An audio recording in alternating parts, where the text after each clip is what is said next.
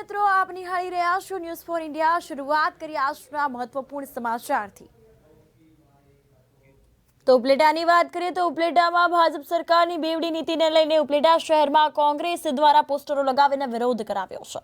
તો વિરોધ કરવામાં આવ્યો છે અને હાલમાં રાજસ્થાનમાં નવી રચાયેલ ભાજપ સરકારે 450 રૂપિયામાં ગેસનો બાટલો આપવાની જાહેરાત કરી છે।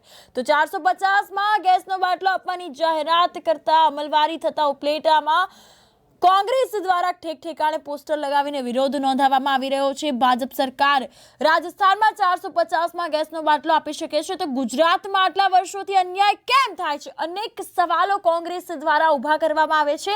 ત્યારે 20 વર્ષથી ગુજરાતમાં ભાજપ સરકાર છે તો ગુજરાતની પ્રજાને મોંઘા ભાવે રાંધણ ગેસ આપી અન્યાય થતો હોવાનો કોંગ્રેસ દ્વારા આક્ષેપ કરાયો છે। તો ઉપલેટા શહેર કોંગ્રેસ દ્વારા વિવિધ એરિયામાં પોસ્ટરો લગાવવામાં આવ્યા છે। માંગશો તો મળશે અને લડશો તો જીતશો જેવા બેનરો જે છે તે લગાવીને વિરોધ નોંધાવવામાં આવ્યો છે।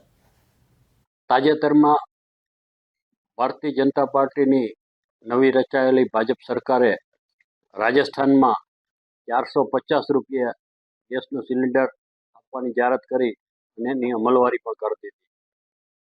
આ જે ભાજપ સરકારે રાજસ્થાનમાં અમલવારી કરી છે એનો અમે વિરોધ નથી કરતા, પણ તો ગુજરાતની પ્રજાને વાંક શું? ગુજરાતમાં જ 20 વર્ષથી આ ભાજપને ખોબે ને ધોબે મત આપે અને ગુજરાતની પ્રજા જો ગેસને નામે લૂંટાતી હોય તો આ પ્રજાનો વાંક શું?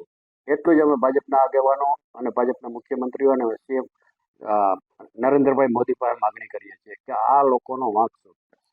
આ વાતનો વિરોધ કરવા અમે આજે ઉપલેટા શહેરમાં જુદી જુદી જગ્યાએ રાજસ્થાનમાં જો 450નો ગેસનો બાટલો મળતો તો ગુજરાતને કેમ નહીં, આ મતલબના પોસ્ટરો લગાવી અને ભાજપ સરકારનું ધ્યાન દોરવા પ્રયત્નો કર્યા છે અને ગુજરાતમાં પણ 450 રૂપિયાના ગેસનો બાટલો આપવાની માગણી કરી છે। આ અંગે જો તાત્કાલિક નિર્ણય નહીં લેવામાં આવે તો લોક જાગૃતિ અને લોકોમાં જાગૃતિ આવે એવા જુદા જુદા કાર્યક્રમો કરીને પણ અમે સરકારનું ધ્યાન દોરવાના પ્રયત્નો કરશું।